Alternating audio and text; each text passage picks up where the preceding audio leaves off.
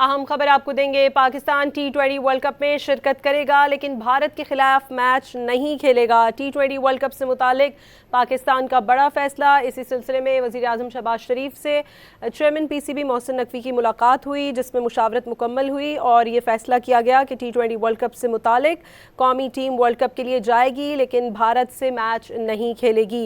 एलामिया भी जारी कर दिया गया है। इसी हवाले से पाकिस्तान T20 वर्ल्ड कप में शिरकत करेगा लेकिन भारत के खिलाफ मैच नहीं खेलेगा।